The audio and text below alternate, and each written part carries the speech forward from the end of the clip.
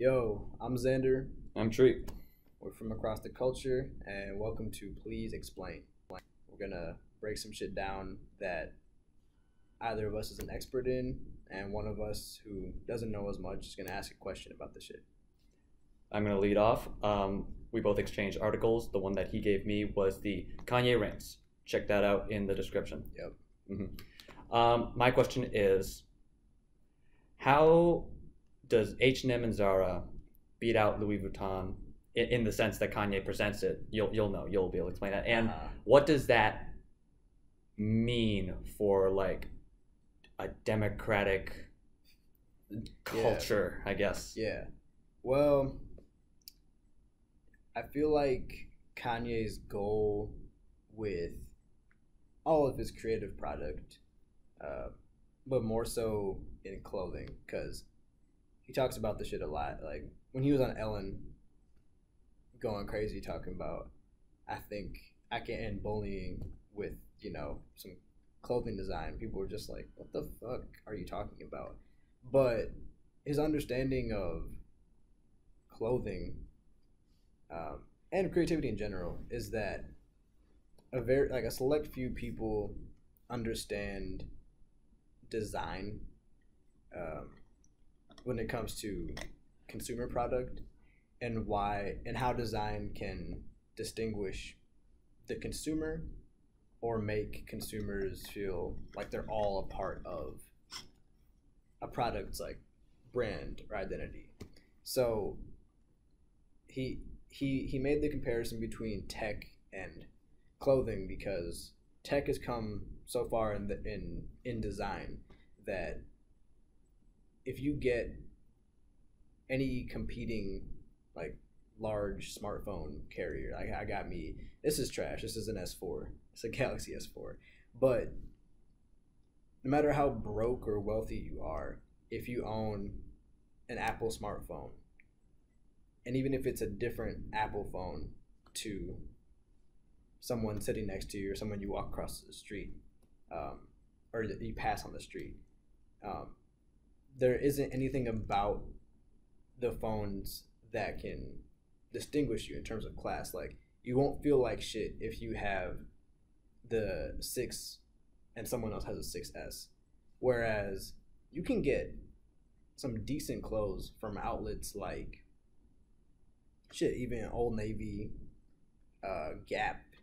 But if you walk by someone, I don't know, like a girl, I think he used the example of like a girl wearing Zara. a certain Zara like pant, you'll feel like shit. If someone came in with Celine pants as well, Yeah. with high end design. Exactly. And I'm pretty much paraphrasing what Kanye was saying in that was his first Breakfast Club interview in 2013. I don't know if it was his first, but it was his first when people realized or started calling him like a megalomaniac in the extravagant or like tweak schizophrenic sense that people have been leaning towards like as of late, how people have perceived and covered him in media. So yeah, 2013, after he drops Jesus, is when he really starts talking about his desire to innovate in clothing. So getting back to your question, how do H&M and Zara beat Louis Vuitton?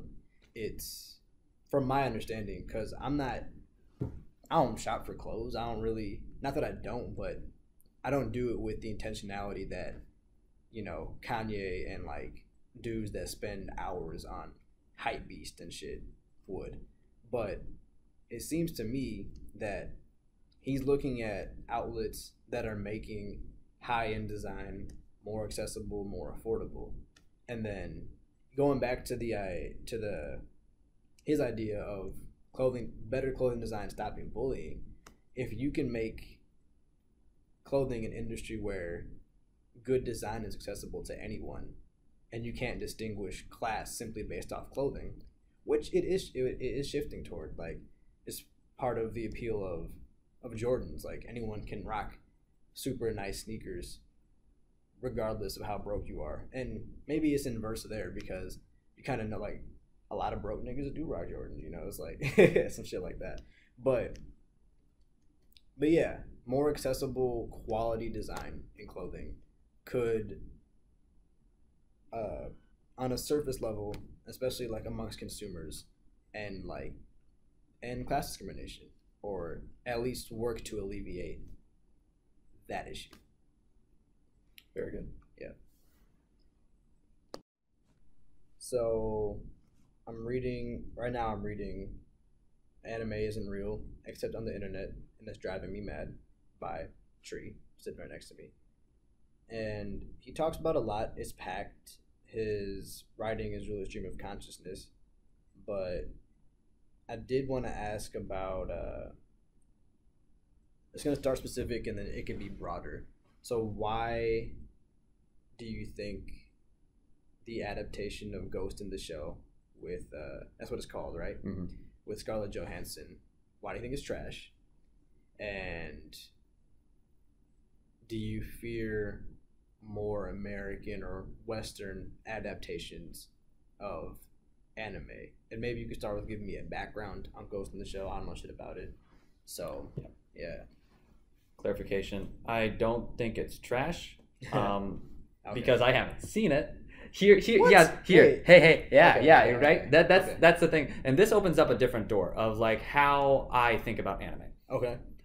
I'm not the zealous viewer. I'm not the guy who will consume like the 13, 20 shows that comes out every season.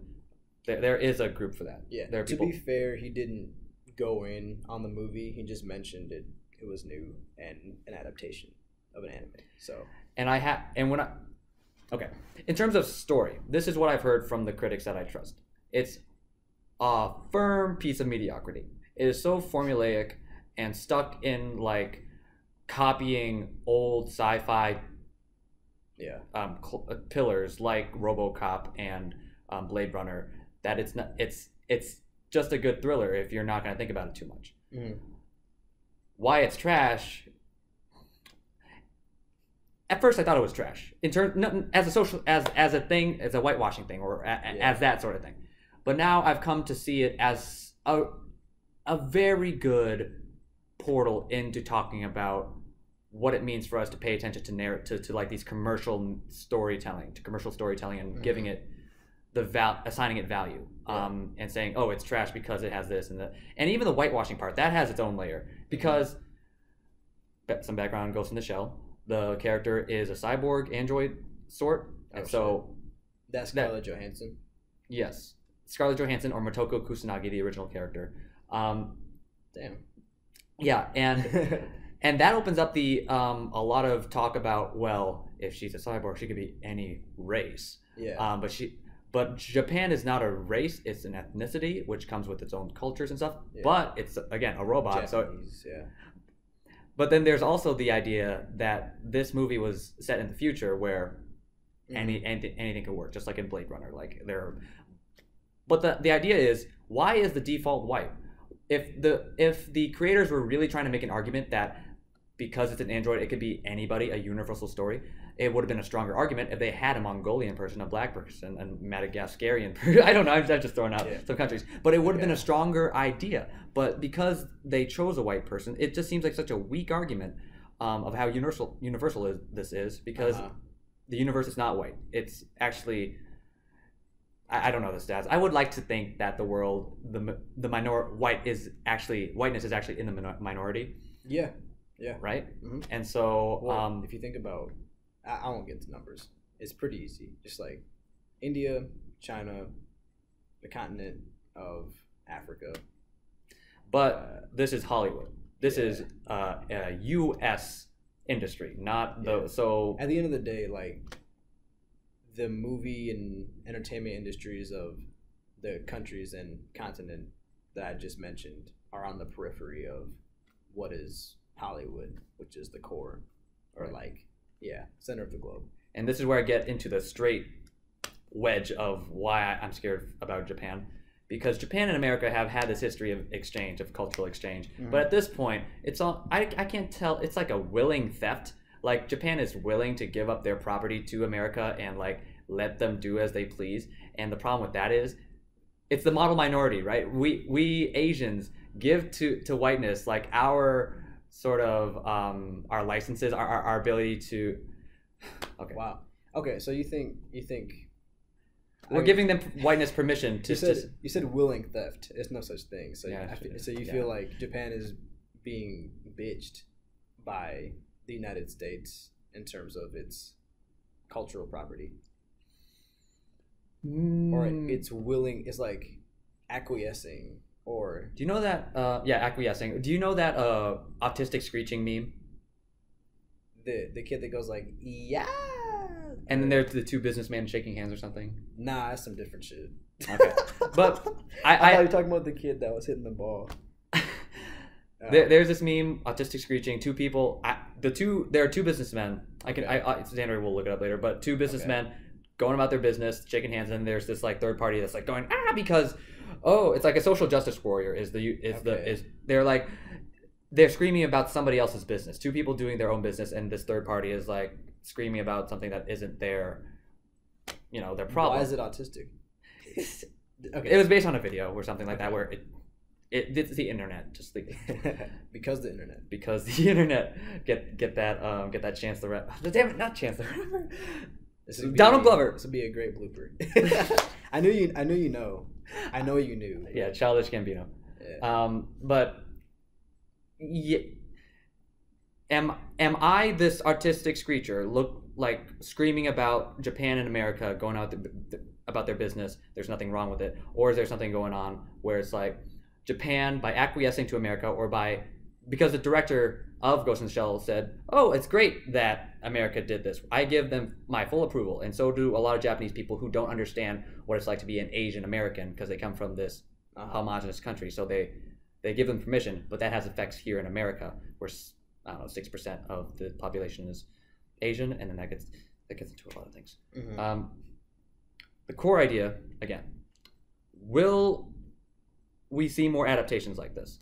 Will we also hear the continued argument that, the Japanese people say it's okay, we can take whatever Asian thing we want as long as it's okay? And then, I wish I could get the words. I'm very sleepy, but yeah, it's Japan acting as a lapdog. I don't know. Just I don't want to. I did say bitch. Yeah, I'm not saying the whole of Japan. Not the whole of Japan is a bitch. And it's not even that. Like that was the starting. But I think they're two independent agents of their own. But how they interact with each other does have like consequences on groups of people that. Yeah. Yeah, it's. I want to be able to phrase my words better, but we'll start there. Okay. Yeah. I feel like that's kind of where you're at in this discussion of anime as a phenomenon that you're like weaving with your articles. You kind of just like after a very because the issues are articulated and clear to you, but there's also a lot that's just messy. It is, yeah, and yeah, that's what the stream of consciousness is a product of me not having anyone else to talk to this about. Like having the back, I go to the anime club and they're all zip their mouth, watch TV, shut up. Mm-hmm. And the Asians are do your work, do some Asian stuff, say some stuff about Dragon Ball, and as far as anime goes. Yeah, okay. Damn. And I that's why I stream of consciousness, because I'm talking to myself about this, and there's no one else to do it with. And so at some point, maybe these will become more like the articles that I write will be more cohesive units. But right now, it's me doing self-therapy in a sense. Well, we'll check back in on those sessions. Thanks. All right. We just pause it. Yeah.